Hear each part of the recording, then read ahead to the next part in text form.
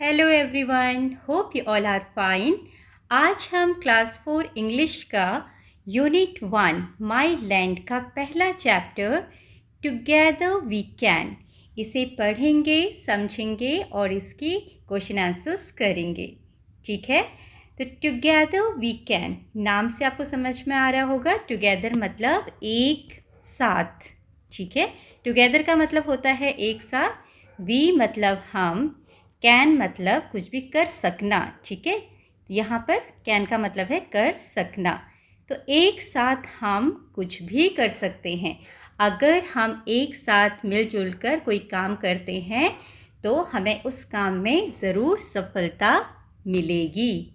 ये जो कविता है ये टीम वर्क और एकता की शक्ति को दर्शाती है। इसमें बताया गया है कि जब लोग एकजुट होकर काम करते हैं तो वे हर चुनौती को पार कर सकते हैं, हर कठिनाई का सामना कर सकते हैं। साथ मिलकर काम करने से न केवल जीत मिलती है बल्कि हार को भी मिलकर सहना आसान हो जाता है। ठीक है, आपसी सहयोग, विश्वास और उत्साह से टीम में खुशी और सकारात्मक ऊर्जा बनी रहती है। कविता हमें ये संदेश देती है कि टीम में एकता हो तो सफलता और आनंद दोनों सुनिश्चित हैं। अगर हम टीम वर्क में काम करेंगे, टीम में रहकर काम करेंगे और एकता के साथ करेंगे तो हमें सफलता भी मिलेगी और हमें खुशी भी मिलेगी। ठीक है, तो सबसे पहले हम इस कविता को पढ़ते हैं और फिर इसका मीनिंग समझेंगे। चलिए शुरू करते हैं। Together we stand strong and tall, helping each other we never fall. Together we stand strong and tall, helping each other we never fall. Cheering aloud we shout and sing, teamwork can overcome anything. Cheering aloud we shout and sing, teamwork can overcome anything. Win or lose, we always share. Our bond of trust is always there. Win or lose, we always share. Our bond of trust is always there. With each hand joined, the goal is near. Team spirit fills the air with cheer. With each hand joined, the goal is near. Team spirit fills the air with cheer. Together we shine, our hearts as one. For in our team the joy is begun. Together we shine, our hearts as one. For in our team the joy is begun. तो इस तरह से आप इस pome को recite करेंगे। अब इसका मतलब समझते हैं। Together we stand strong and tall. यहाँ पर बोला गया है कि अगर हम एक साथ रहेंगे तो हम कैसे रहेंगे? हम स्ट्रॉन्ग रहेंगे। स्ट्रॉन्ग मतलब मजबूत। ठीक है, अगर हम एक साथ मिलकर काम करेंगे तो हम एक साथ मजबूत रहकर खड़े रहेंगे। हम एकदम सीधे मजबूत रहकर खड़े रहेंगे। कोई भी हमें हिला नहीं सकता है, डरा नहीं सकता है। ठीक है, helping each other we never fall. अगर हम एक दूसरे की मदद करेंगे, हेल्पिंग मतलब मदद करना, ईच अदर मतलब एक दूसरे की। अगर हम एक दूसरे की मदद करेंगे, वी नेवर फॉल, तो हम कभी नहीं गिरेंगे, मतलब हम कभी असफल नहीं होंगे। अगर हम एक साथ रहेंगे तो हम मजबूती से खड़े रहेंगे, कोई हमें हरा नहीं सकता। और अगर हम एक दूसरे की मदद करेंगे तो हम कभी असफल नहीं होंगे। नेवर फॉल का मतलब होता है कि हम कभी गिरेंगे नहीं। यहाँ पर गिरने का मतलब है असफल होना। तो हम कभी फेल नहीं होंगे, असफलता नहीं मिलेगी। यहाँ नेवर फॉल लिखा है। ठीक है, तो फॉल होना मतलब गिरना या असफल होना। तो साथ रहकर काम करने से और एक दूसरे की मदद करने से हम मजबूती से खड़े रहेंगे और कभी भी गिरेंगे नहीं। ठीक है, cheering aloud we shout and sing। और हम जब एक दूसरे को चेयर करते हैं, प्रोत्साहित करते हैं, आपने देखा होगा ना, जब आपके जो फ्रेंड्स होते हैं, पार्टनर्स होते हैं, वो किसी गेम में पार्टिसिपेट करते हैं तो आप उनको चेयर करते हो। कैसे चिल्लाते हो? जोर से आप चिल्लाते हो, शाउट करते हो, गाना गाते हो जीतने के लिए, है ना, उसका नाम लेते हो। तो एक दूसरे को हमें प्रोत्साहन देने के लिए हम एक दूसरे को जब प्रोत्साहित करते हैं तो हम क्या करते हैं, चीयर करते हैं, खुश होते हैं, चिल्लाते हैं, गाते हैं। ठीक है। Team work can overcome anything. Team work मतलब एक साथ काम करना, टीम के साथ मिलकर काम करना। टीम वर्क के साथ काम करने से क्या होता है, हम किसी भी चीज़ पर ओवरकम कर लेते हैं। ओवरकम मतलब हमें सफलता मिलती है, हम उससे बाहर निकल जाते हैं किसी भी परेशानी से। एनीथिंग मतलब कोई भी परेशानी हो, कोई भी मुसीबत आए, अगर हम टीम में मिलजुल कर काम करते हैं तो हम उस मुसीबत का आसानी से सामना कर लेते हैं, उस परेशानी से बाहर निकल जाते हैं। ठीक है। विन और लूज, चाहे हम जीतें चाहे हम हारें, चाहे लूज़ करें कोई चीज़, वी ऑलवेज शेयर, हम हमेशा शेयर करते हैं। हम अपनी खुशी और अपनी जो भी गम है, असफलता है, वो अपने दोस्तों के साथ, टीममेट्स के साथ शेयर करते हैं। ठीक है। Our bond of trust is always there, और हमारे बीच में हमेशा एक कैसा बंधन है, ट्रस्ट का, विश्वास का। ठीक है। हम हमेशा एक दूसरे पर पूरा विश्वास करते हैं, एक दूसरे पर विश्वास रखते हैं। ठीक है। इसका ये मीनिंग है। With each hand join the goal is near, और अगर हम हाथ से हाथ मिलाकर चलते हैं। ठीक है।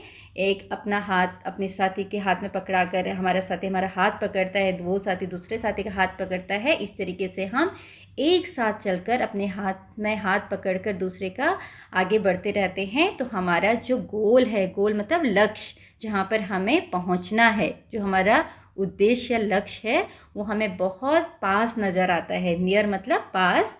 तो एक साथ हाथों में हाथ डालकर, एक दूसरे का हाथ पकड़कर जब हम आगे बढ़ते हैं तो हमारा लक्ष्य हमें आसानी से मिल जाता है, हमें हमारे कार्य में सफलता मिल जाती है। Team spirit fills the air with cheer, और जो टीम स्पिरिट की भावना है, ठीक है, टीम की जो भावना है कि ये मेरी टीम है, हमारी जो आत्मा होती है कि हमारी टीम के लिए हमें कुछ करना है, जब हमारे अंदर ऐसी स्पिरिट होती है, टीम स्पिरिट की भावना होती है, तो उससे चारों तरफ क्या हो जाता है, खुशियाँ फैलती हैं। Fills the air with cheer, हवा में खुशियाँ फैलती हैं, हम खुश होते हैं, हम चीयर करते हैं जब हमारे अंदर टीम स्पिरिट की फीलिंग होती है। टुगेदर वी शाइन, एक साथ हम चमकते हैं। शाइन करना मतलब यहाँ चमकना, और चमकने का मतलब है सफलता मिलना। जब हम एक साथ काम करते हैं हमें सफलता मिलती है। Our hearts as one, for in our team the joys begin. यहाँ पर बोला गया है भले ही हम अलग अलग हों, लेकिन जब हम एक टीम में होते हैं तो हमारा शरीर भले ही अलग हो, लेकिन हमारा दिल, हार्ट एक है कि हम इस टीम के मेंबर हैं, और इस बात को लेकर हम बहुत खुश होते हैं और टीम में खुशियाँ शुरू हो जाती हैं। ठीक है। क्योंकि हम भले ही अलग अलग हो, लेकिन जब हम सब किसी एक टीम में होते हैं तो हमें लगता है ना कि हमारी टीम जीत जाए। हमें ये नहीं होता कि मैं जीतूं, है ना। टीम के सारे मेंबर्स को लगता है कि बस हमारी टीम नहीं हारनी चाहिए। तो इसका ये मतलब है अगर हम एक साथ होते हैं और हमारा दिल उस टीम के लिए है, तो हम ये प्रार्थना करते हैं कि हमारी टीम जीते, और टीम जब जीतती है तो हम भी क्या होते हैं, सफल होते हैं, शाइन करते हैं, चमकते हैं, और टीम में खुशियाँ बहने लगती हैं, पूरी टीम खुश हो जाती है। ठीक है।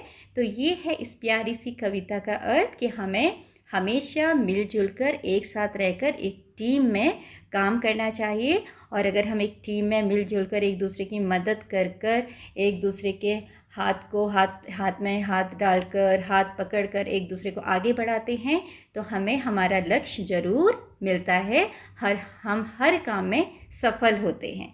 ठीक है। यहाँ भी आप इन पिक्चर्स में देख रहे हैं ना, देखो कैसे सब एक दूसरे का हाथ पकड़कर आगे बढ़ रहे हैं, खुश हो रहे हैं, इंजॉय कर रहे हैं। ठीक है। तो और ये देखो एक दूसरे का हाथ पकड़ कर उसको ऊपर चढ़ा रहे हैं। ठीक है। तो इस तरीके से हम एक दूसरे की मदद करके सफलता प्राप्त कर सकते हैं। चलिए अब क्वेश्चन आंसर करते हैं। Let us think. पहला क्वेश्चन है, what happens when you join hands with your team। क्या होता है जब आप अपनी टीम के साथ अपने हाथ जॉइन करते हो, मिलाते हो, मतलब टीम के साथ मिलकर काम करते हो, तो क्या होता है जब हम टीम के साथ मिलकर काम करते हैं तो हमारा जो गोल है वो हमें जल्दी मिल जाता है, हमें जल्दी सफलता मिलती है। तो ये आंसर आप लिखेंगे। So you can write your answer like this. When we join our hands with our team, we reach to our goal very quickly. जब हम अपनी टीम के साथ अपना हाथ मिलाते हैं, साथ मिलकर काम करते हैं, तो हम बहुत जल्दी अपने गोल तक, अपने लक्ष्य तक पहुंच जाते हैं। Next question is, why is helping each other important? एक दूसरे की मदद करना ज़रूरी क्यों है, इम्पॉर्टेंट क्यों है? क्योंकि अगर हम एक दूसरे की मदद करेंगे तो हमें से हर किसी को सफलता मिलेगी। अगर हम चाहते हैं कि हम सब सफल हों तो हमें एक दूसरे की मदद करनी चाहिए और एक दूसरे की मदद करके हम सब सारे एक साथ सफलता प्राप्त करेंगे। ठीक है, मिलजुल कर काम करने से सफलता मिलती है, हम फेल नहीं होते हैं। तो यही बात आप बताएंगे। तो आप आंसर इस तरीके से लिख सकते हैं, helping each other is very important so that each one of us get success in our work with the help of each other. ताकि एक दूसरे की मदद करना बहुत ज़रूरी है ताकि हम सभी को सक्सेस मिले अपने काम में एक दूसरे की मदद से। ठीक है, ताकि एक दूसरे की मदद से हम सभी को अपने काम में सफलता मिले, इसलिए हमें एक दूसरे की मदद करना ज़रूरी है।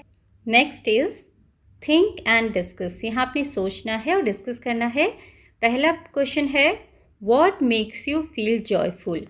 क्या चीज़ आपको खुश करती है? ठीक है, आप हैप्पी कब होते, कौन सी बात आपको हैप्पी करती है? तो हर बच्चे की अपनी अपनी चीज़ें होंगी या फिर अपनी अपनी अलग अलग से सिचुएशंस होती हैं, कंडीशंस होते हैं ना कि मुझे ये चीज़ खुश करती है। जैसे कभी आपको गिफ्ट मिलता है, आप तब जॉयफुल होते हो, तो आप बता सकते हो when I get a gift I feel joyful. या जब आप गेम में जीत जाते हो, when I win the game I feel joyful, है ना। तो हर बच्चे का यहाँ पर अपना अलग अलग आंसर हो सकता है। तो आपको जो चीज़ खुश करती है उस चीज़ के बारे में आप यहाँ पर बताएंगे कि आपको खुशी कब महसूस होती है। दूसरा है, can you think of a good activity that you can do together with a friend? क्या आप कोई एक अच्छा काम बता सकते हो, ऐसा अच्छा काम, कोई एक्टिविटी जो आप अपने दोस्त के साथ मिलकर करते हो? तो बताओ अपने दोस्त के साथ मिलकर आप क्या अच्छा काम कर सकते हो। एक तो आप आपका जो क्लासरूम है उसको नीट एंड क्लीन रख सकते हो, उसको ब्यूटीफुल बना सकते हो, सुंदर बना सकते हो, है ना। तो अपने दोस्तों के साथ मिलकर अगर आपके क्लासरूम में पेपर बिट्स पड़े हैं, कागज़ के टुकड़े पड़े हैं, उनको उठाकर आप डस्टबिन में डाल सकते हो, ये एक अच्छा काम है। आपके स्कूल गार्डन में अगर प्लांट्स लगे हैं तो आप उनमें पानी डाल सकते हो अपने दोस्तों के साथ मिलकर। अपनी वाटर बॉटल से पानी भरा, टैप से अपनी बॉटल में पानी भरा और उन छोटे छोटे पौधों को पानी दिया, ये एक अच्छा काम है ना। तो इस तरीके से आप कोई भी एक्टिविटी यहाँ पर बता सकते हो, कर सकते हो, जो आप अपने दोस्तों के साथ मिलकर कर सकते हैं, है ना, और जो अच्छा भी है। ठीक है, तीसरा क्वेश्चन है, have you ever lost a game? कभी आपने गेम में मतलब हारे हो, आप कोई गेम आप खेल रहे हो और उस गेम में हार गए हो, हाउ डिड यू फील? आपको कैसा लगा? तो बच्चों अक्सर ऐसा होता है, आप अपने दोस्तों के साथ अलग अलग तरह के गेम खेलते हैं, है ना, और हमेशा तो हम जीतते नहीं हैं, कभी ना कभी तो हार का भी सामना करना पड़ता है ना। ऐसा तो कभी नहीं हुआ होगा कि कोई बच्चा हमेशा जीतता ही रहा हो, कभी ना हारा हो। तो ऐसे ही हम में से कोई ना कोई कभी ना कभी तो हारा ही होगा, हम सब हारे ही होंगे कभी ना कभी किसी गेम में। तो उस समय हमें कैसा लगता है? थोड़ा सा बुरा लगता है ना। आपने देखा होगा कोई बच्चे तो रोने भी लग जाते हैं, है ना, हार जाते हैं तो, और गेम छोड़कर भाग जाते हैं, इज़न्ट इट? बट ऐसा नहीं करना है। हार जीत तो खेल में लगी रहती है। जब आप जीतते हो तो ज़रूर आप खुश होइए, नाचिए गाइए, लेकिन जब आप हारते हो उस समय भी आपको दुखी नहीं होना है, रोना नहीं है, किसी के साथ झगड़ा नहीं करना है, बल्कि शांत रहकर फिर से दोबारा से गेम खेलने के लिए अपने फ्रेंड से रिक्वेस्ट करना है कि चलो फिर से गेम शुरू करते हैं, है ना। तो इस तरीके से गेम भी चलता रहेगा और आपको भी अच्छा लगेगा। नहीं तो अगर आप एक बार हार के रोने लग जाओगे, बैठे रहोगे, तो पूरे दिन आपको रोना आएगा कि आज तो मैं हार गया, आज तो मैं हार गया, है ना। तो दैट इज़ नॉट गुड। रोना बिल्कुल भी अच्छा नहीं हारने के बाद। अगर आप हारते हो तो कोई बात नहीं, वो तो गेम है, फिर से गेम शुरू करो, फिर जीत जाओगे। ठीक है, चलिए अगला क्वेश्चन है, imagine you are the team leader of a group project and two of your teammates disagreed with each other for some reason. यहाँ पर बोला है कि आपको कोई ग्रुप प्रोजेक्ट दिया है, मान लो आपके टीचर ने आपको कुछ प्रोजेक्ट बनाने के लिए दिया है और आप टीम लीडर हो और आपको टीम में सबको एक साथ लेकर काम करवाना है। लेकिन आपकी टीम के जो 2 टीम मेंबर्स हैं, 2 टीममेट्स हैं, वो डिसएग्री हैं with each other for some reason. मतलब उनको एक दूसरे की बात पसंद नहीं आ रही। कोई बोल रहा है कि मैं ये काम ऐसे करना चाहिए, दूसरा बोला नहीं नहीं ऐसे करना चाहिए। तो वो एक दूसरे से झगड़ा कर रहे हैं, एक दूसरे के साथ डिसएग्री हो रहे हैं। What would you do to unite your team again. तब आप क्या करेंगे कि आपकी जो टीम है वो यूनाइट हो जाए, एक साथ होके काम करे, जुड़ जाए। ठीक है, तो आप क्या बोलोगे उनको? आप यही बोलोगे ना कि अगर हम टीम में रहकर काम करेंगे, एक साथ रह के काम करेंगे, तो हम अच्छा काम कर सकते हैं, अपने प्रोजेक्ट को जल्दी कंप्लीट कर सकते हैं और टाइम पर टीचर को सबमिट कर सकते हैं। और अगर हम झगड़ा करते रहेंगे तो हमारा काम पूरा नहीं होगा, हम अपने प्रोजेक्ट को पूरा नहीं कर पाएंगे और दूसरी टीम से पीछे रह जाएंगे। तो आप इस तरीके से उनको समझा के क्या बोल सकते हो कि मिलजुल के काम करो, लड़ाई झगड़ा छोड़ो, और अगर हमारी टीम जीत जाती है तो हम छोटी सी पार्टी करेंगे, है ना।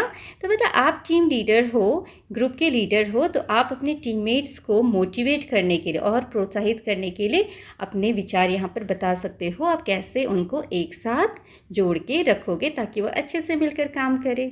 ठीक है, चलिए आगे बात करते हैं। Let us speak. Darshna, I love my country.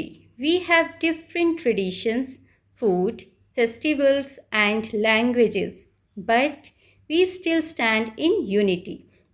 यहाँ पर ये बच्चा है, बच्ची का नाम है दर्शना और ये जो बॉय है उसका नाम है बुकाली। ठीक है, तो जो बुकाली है वो दर्शना को बोल रहा है, दर्शना मुझे अपना देश बहुत पसंद है। कंट्री मतलब देश, वो बहुत पसंद है। वी हैव डिफरेंट ट्रेडिशंस, हमारे यहाँ पर अलग अलग तरह के रीति रिवाज हैं, फूड है, खाने अलग अलग तरह के खाने की चीज़ें हैं, अलग अलग फेस्टिवल्स त्यौहार होते हैं और लैंग्वेजेस होती हैं, भाषाएं हैं, लेकिन फिर भी हम एकता में रहते हैं, है ना, एक साथ जुड़े रहते हैं। कैसे? हम सब के दिल में ये फीलिंग होती है कि हम सब एक हैं, हम सब भारतवासी हैं। ठीक है, हम सब भारतवासी हैं, भारत के लोग हैं। तो यहाँ पर दर्शना क्या बोलती है? Yes Bukali, together we stand in unity. तो वो बुकाली को बोलते हैं, बुकाली हाँ ये बात सही है, एक साथ हम एकता में खड़े रहते हैं। ठीक है, हमें एक साथ एकता के साथ रहना चाहिए। Okay, now next is read what Bukali and Darshana are saying. जो बुकाली और दर्शना ने कहा वो हमने पढ़ा, वो आपको पढ़ने के लिए बोला है। Turn to your friends sitting beside you and exchange the conversation with each other. अब आपने क्या करना है? आप क्लासरूम में होंगे, ठीक है, जब आप क्लासरूम में होंगे तो आपके बगल में कोई ना कोई आपका फ्रेंड तो बैठा होगा, है ना। तो आपने क्या करना है? उसकी तरफ मुड़ना है और उससे क्या करना है? बातचीत करनी है। किस बारे में? Share what foods and festivals you like the most, कि आपको कौन सा खाना सबसे ज़्यादा पसंद है और कौन से त्यौहार सबसे ज़्यादा पसंद हैं। And see few lines about them, और उनके बारे में कुछ लाइन कहनी है। जैसे यहाँ पर लिखा है हेलो आई एम, हेलो मैं हूँ। तो यहाँ पर सबसे पहले आप क्या बताएंगे? अपना नाम। ठीक है, हेलो आई एम श्याम या राम, आप कुछ भी लिख सकते हैं। हेलो आई एम श्याम, आपका जो नाम है वो आप यहाँ पर लिखेंगे। माई फेवरेट फूड इज़, आपका जो भी फेवरेट फूड है उसका नाम आप यहाँ पर लिखेंगे। ठीक है, यहाँ पर एग्जाम्पल के लिए हम लिख रहे हैं dosa. My favourite food is dosa, dosa and sambar. ठीक है, तो आपका जो फेवरेट फूड है, दाल, रोटी, सब्जी, पूड़ी, आलू की सब्जी, पनीर सब्जी, व्हाटएवर यू लाइक, आपको जो भी खाने की चीज़ें पसंद है, कोई एक फेवरेट फूड आप यहाँ पर लिखेंगे। ठीक है, माई फेवरेट फेस्टिवल इज़, आपको जो त्यौहार अच्छा लगता है वो आप उसका नाम यहाँ पे लिखेंगे. My favourite festival is, I am writing here Diwali as my favourite festival is Diwali. Okay. In this festival, अब इन दिस फेस्टिवल मतलब इस त्यौहार में क्या करते हैं वो आपने बताना है. In this festival we decorate our houses with lights. ठीक है. We decorate our houses with lights and diyas. Okay. Light से और दिए से भी सजाते हैं, diyas. We worship goddess Lakshmi, हम किसकी पूजा करते हैं दिवाली के दिन? गणेश जी और लक्ष्मी जी की. We worship Ganesha, lord Ganesha. कैसे लिखते हैं? Lord Ganesha and goddess Lakshmi. ठीक है. गॉडेस मतलब जो देवी माँ होती हैं उनको हम गॉडेस बोलते हैं. इस तरीके से आप उसके बारे में लिखेंगे. मान लीजिए आपने यहाँ पर लिखा my favourite festival is Holi, तो आप होली के बारे में लिखेंगे. In this festival we play with colours, we eat gujiya. Okay. We enjoy a lot. Whatever you do in Holi, जो भी आप होली में करते हो वो आप यहाँ पर बताएंगे. अगर आप ईद लिखते हो तो ईद में आप क्या करते हो? सेमियाँ खाते हो. ठीक है. इस तरीके से उसके बारे में आप लिखेंगे. तो whatever you want to write here you can write according to your favourite festival. आपके फेवरेट फेस्टिवल के हिसाब से आप यहाँ पर लिखेंगे. Now come to next. Let us learn. चलिए सीखते हैं. Look at the pictures and fill in the blanks by using words from the box. One is done for you. आपने क्या करना है, यहाँ पर एक बॉक्स दिया हुआ है और कुछ वर्ड्स दिए हुए हैं. इनको यूज़ करके आपने इस खाली स्थान पर भरना है. एक आपको एग्जाम्पल के लिए दिया हुआ है आंसर. जैसे यहाँ पर पहले हम वर्ड्स पढ़ लेते हैं. Choir, pack, grove, herd, swarm, bunch, bouquet. ठीक है. इसको आप कैसे प्रोनाउंस करोगे? Bouquet. Okay. Now here is a bundle of sticks. यहाँ पर लकड़ियाँ हैं, पतली पतली छोटी छोटी लकड़ियों की. जो ये छोटी छोटी पतली पतली स्टिक्स हैं उनके ग्रुप को हम क्या बोलते हैं? बंडल. ठीक है. इसके ग्रुप को क्या बोला जाता है? एक साथ बहुत सारी छोटी छोटी लकड़ियों को हमने बांध के रखा, उनको हम क्या बोलेंगे? बंडल. ठीक है. अ डैश ऑफ शीप. शीप होती है भेड़. ठीक है. ये सबको पता होगा. भेड़ पालतू जानवर है. तो ये है यहाँ पर भेड़, और यहाँ पर भेड़ के ग्रुप को क्या कहते हैं? अब आपने यहाँ से ढूंढना है. भेड़ के ग्रुप को बोला जाता है हर्ड. HERD, heard. ठीक है. और काऊ के ग्रुप को भी हम हर्ड बोलते हैं. तो ये आपको पता होना चाहिए. Third is a dash of Wolves. ये हैं वुल्व्स, भेड़िए. भेड़िए के समूह को या ग्रुप को क्या कहते हैं? पैक. ये लिखा हुआ है PACK, pack. Pack of Wolves. A pack of Wolves. Okay. PACK, pack. Next a dash of flowers. Flowers क्या होते हैं? फूल. कई बच्चे इस वर्ड को पढ़ते हैं फ्लावर्स. ये फ्लावर्स नहीं होता, इसको बोलते हैं हम फ्लावर्स. ओके. बोल के देखिए. Flowers. Okay. This is the correct pronunciation. अब यहाँ पर जो फूलों के जो गुच्छा है, फूलों का जो गुच्छा है उसको हम क्या बोलते हैं? Bouquet. This is bouquet. Okay. BOUQUET. BOUQUET.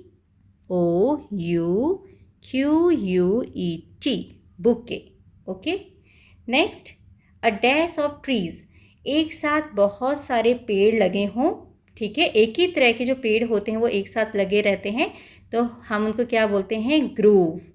GROVE. A groove of trees. GROVE. Groove. Okay. Next a dash of बीज. यहाँ पर मधुमक्खियाँ हैं. मधुमक्खियों के झुंड को क्या बोलते हैं? स्वाम. SWARM. स्वाम. अ swarm of bees. Then a dash of boys. यहाँ पर बहुत सारे लड़के एक साथ हैं, तो इनके ग्रुप को हम क्या बोलेंगे? अ कॉयर, ठीक है, अ कॉयर ऑफ बॉयज़। कॉयर, यहाँ पर कॉयर एक्चुअली कॉयर होता है जैसे कि कोई बच्चे आप गाते हो, ग्रुप सॉन्ग के लिए जाते हो, जो टीम होती है, गाने की जो टीम होती है, गाने वाली जो टीम होती है, उसको हम क्या बोलते हैं? कॉयर ग्रुप, जो सेम चीज़ करने के लिए आया है। सारे बच्चे ग्रुप में होते हैं, वो कुछ ना कुछ एक्टिविटी करेंगे, तो उसको हम क्या बोलेंगे? Choir of boys. बॉयज़ का ग्रुप है, ये कोई एक्टिविटी परफॉर्म करेगा, ठीक है, तो a choir of boys. A dash of keys, अब कीज़ के लिए क्या लिखोगे? गुच्छा, गुच्छे को क्या बोलते हैं हम? बंच। जो चाबियां होती हैं, चाबियों के गुच्छे को बोला जाता है, ये चाबियां हैं, चाबियों के गुच्छे को हम बोलते हैं बंच ऑफ कीज़, चाबियों का गुच्छा। तो इस तरीके से आप इनको फिल करेंगे।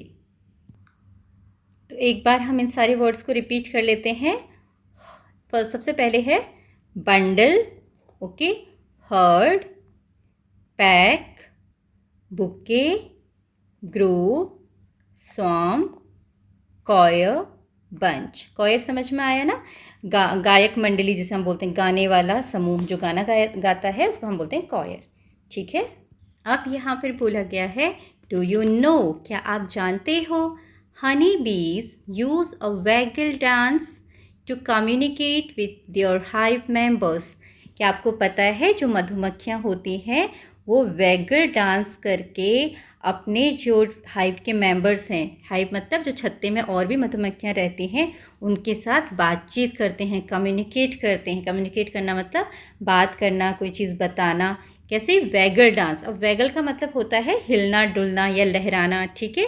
मधुमक्खियाँ कैसे उड़ती हैं ना, हिलती हैं, तो ऐसे लहरा के हिल के वो अपनी हाइव की जो मेंबर्स हैं, बाकी जो मधुमक्खियाँ हैं, उनके साथ बातचीत करती हैं।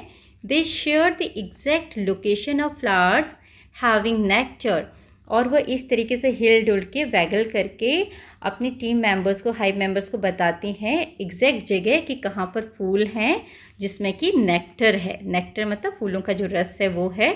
पॉलेंस होते हैं परागकण फूलों के ऊपर। जैसे मान लीजिए फूल है कोई, ठीक है, उस कभी कभी किसी फूल के ऊपर आपने ऐसे पीले पीले रंग के पाउडर जैसा देखा होगा, ठीक है, पाउडरी सब्सटेंस होता है, पाउडर सी चीज़ होती है। अगर हम फूलों को छुएं तो हमारे हाथ में लग जाते हैं, तो वो पाउडरी सब्सटेंस होता है पॉलन ग्रेन्स, ठीक है, उनको पॉलेंस बोलते हैं। और वाटर सोर्सेज मतलब जहाँ से हमें पानी मिलता है, जैसे नदियाँ, तालाब, झरने।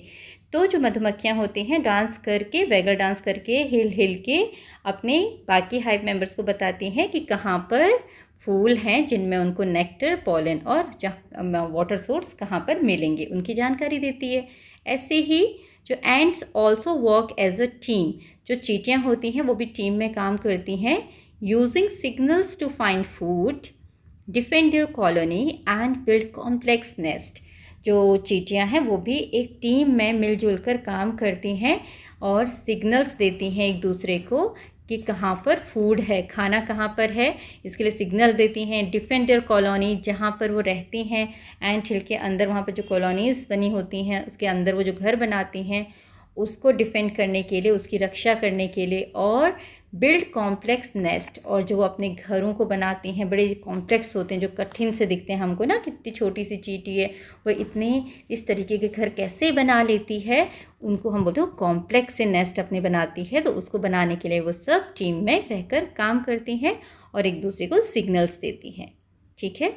और यहाँ पर नेक्स्ट है look at the map given below and pay attention to the various places mentioned in it. इस मैप को आपने देखना है और ध्यान देना है कि कहाँ पर कौन सी चीज़ है। ये सबसे ऊपर आपका यहाँ पर हॉस्पिटल है, then this is bank, then this is post office, then school, then book store, then children park, okay. और यहाँ पर स्कूल तो हो गया, कितनी चीज़ें हैं 1 2 3 4 5 6, 6 चीज़ें यहाँ पर हैं। अब आपको फिलअप करना है। Now fill in the blanks with the words chosen from the box. This is the box. इस बॉक्स में से आपको वर्ड फिल करने। सबसे पहले इनका मीनिंग देख लेते हैं। बिहाइंड, बिहाइंड का मतलब होता है पीछे। बिटवीन, बिटवीन मतलब बीच में। नियर, नियर मतलब पास।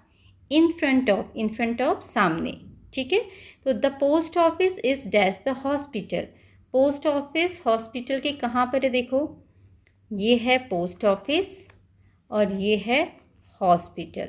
तो पोस्ट ऑफिस हॉस्पिटल के एकदम सामने है, तो हम सामने के लिए क्या लिखेंगे, in front of, in front of the hospital.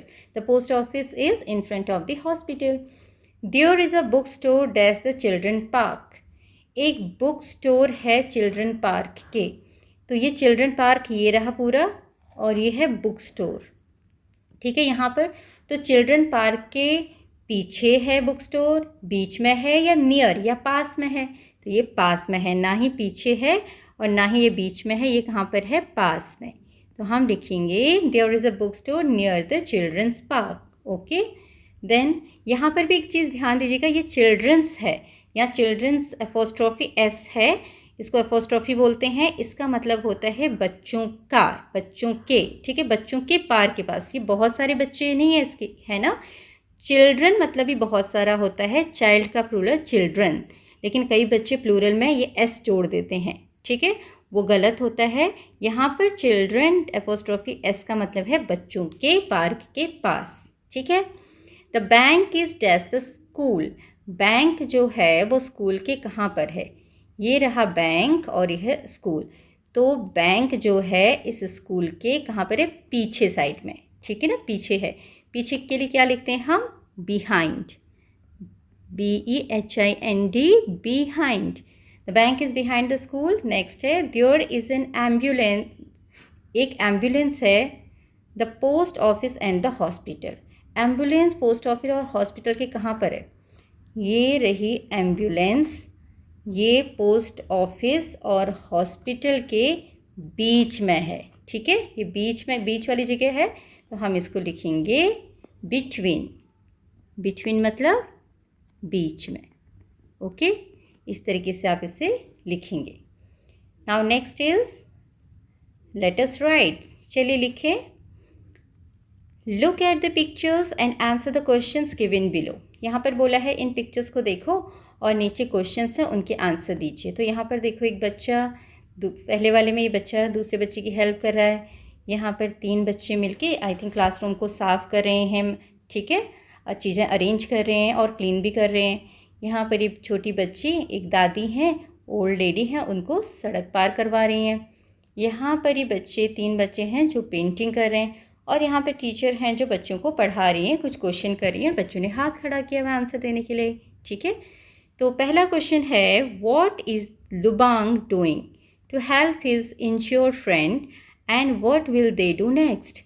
जो लुबांग है वो अपने घायल दोस्त की मदद के लिए क्या कर रहा है और उसके बाद वो क्या करेंगे, what they will do next, next मतलब उसके आगे वो क्या करेंगे। तो जो यहाँ पे लुबांग, इस बच्चे का नाम क्या बोला है, लुबांग। तो Lubang is helping his friend to walk, या जो लुबांग है giving support to his friend to walk, ठीक है, इस तरीके से आप लिख सकते हैं। तो यहाँ पर आप लिखेंगे Lubang is giving support to his friend. Lubang is giving support to his friend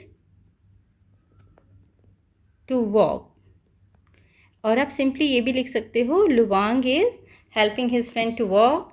उसके बाद वो क्या करेंगे, उसे चोट लगी है, तो चोट लगी तो definitely they will go to the hospital. Okay, they will go to the, या डॉक्टर भी आप लिख सकते हैं, they will go to the doctor, वो डॉक्टर के पास जाएंगे।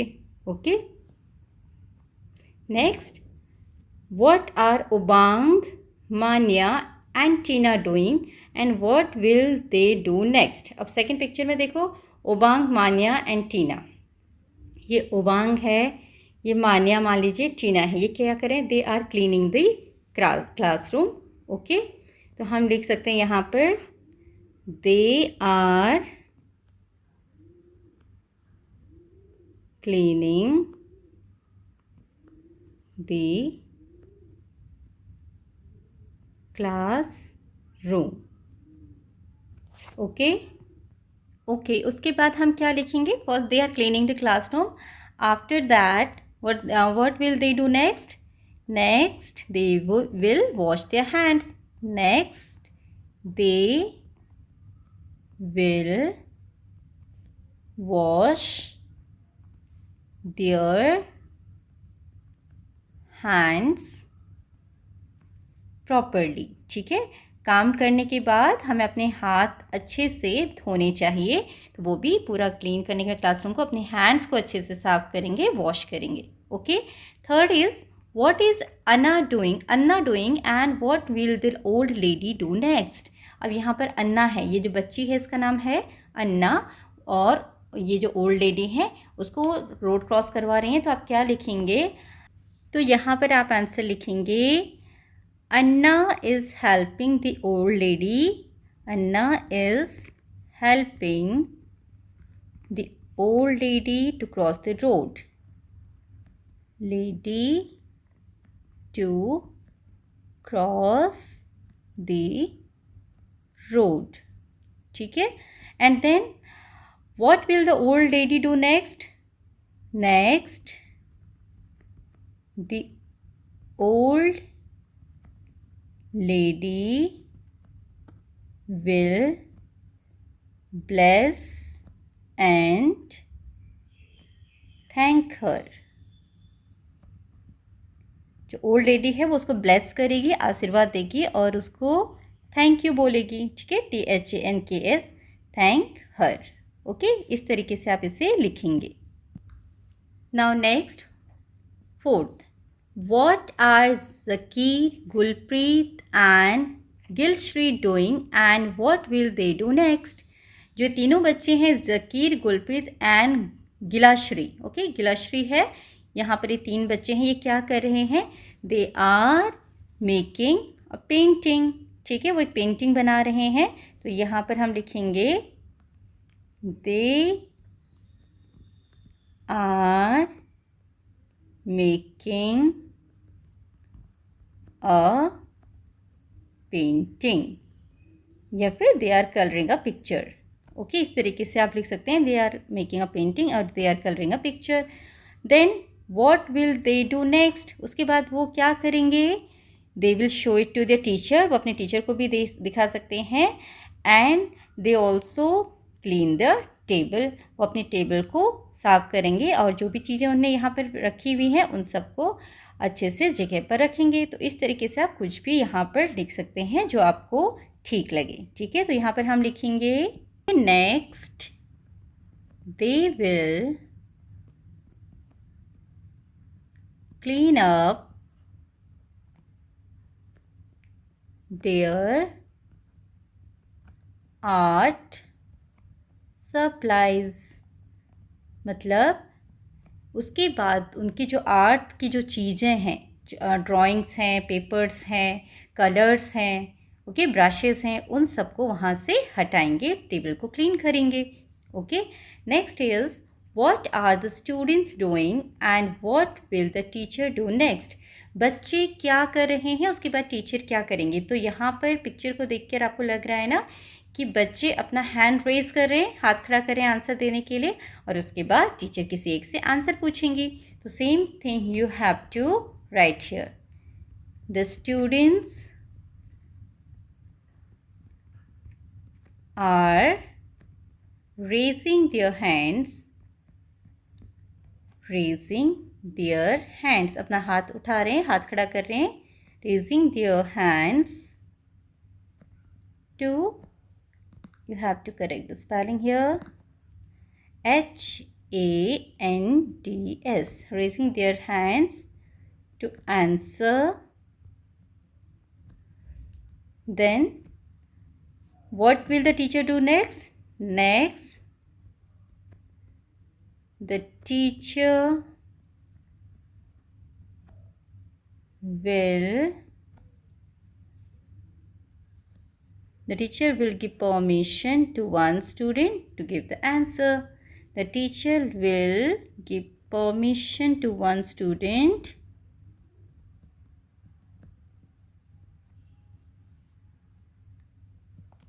student to answer the question.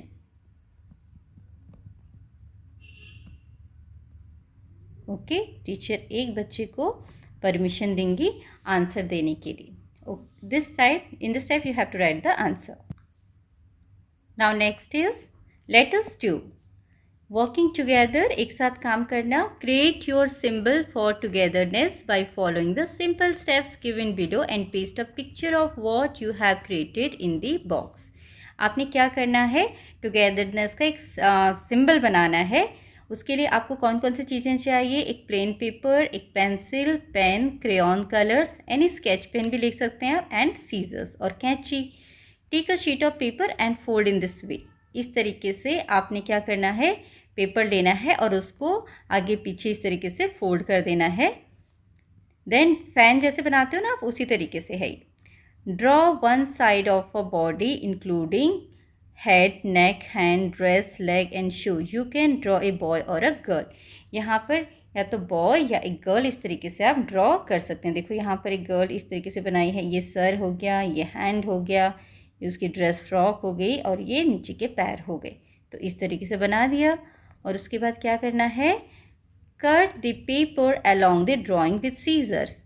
और इस तरीके से उसको यहाँ से पेपर को कट कर दिया और ये डिज़ाइन रख लिया अपने पास. ठीक है, इसको रख लिया. Then open it. अब इसको खोल दिया. और इसमें बहुत सारे फोल्डिंग्स थे, फोल्ड करके बनाया था. Unfold the paper gently. जो पेपर को आपने फोल्ड किया था उसको आराम से अनफोल्ड करना है. देन आपको बहुत सारे इस तरीके से गर्ल्स मिल जाएंगी, डॉल्स मिल जाएंगी. Then colour it based on your choice with crayons और स्केच पेन्स. फिर उसे आप अपने अकॉर्डिंग कलर कर लीजिएगा. ठीक है. And paste a picture of what you have created. यहाँ पर आपने एक पिक्चर पेस्ट करना है. जो भी आपने बनाया उसमें से एक पिक्चर कट करके आप यहाँ पर उसे पेस्ट कर दीजिए. देखो आपने कितनी सारी डॉल बनी ना, तो यहाँ पर आप इसको पेस्ट कर सकते हो. या पूरा ये 2-3 का सेट जो भी आपने बनाया, अगर इसमें आ जाता है तो आप उसको पेस्ट करेंगे. ठीक है, तो यहाँ पर आपका ये चैप्टर कंप्लीट होता है. आई होप इसमें जो भी बातें आपको समझाई गई, सिखाई गई, वो आपको अच्छी तरीके से समझ में आई होंगी. और अगर आपको वीडियो हेल्पफुल लगी और आपको अच्छा लगा, सब समझ में आया है, तो press the like button and subscribe the channel. Thank you for watching.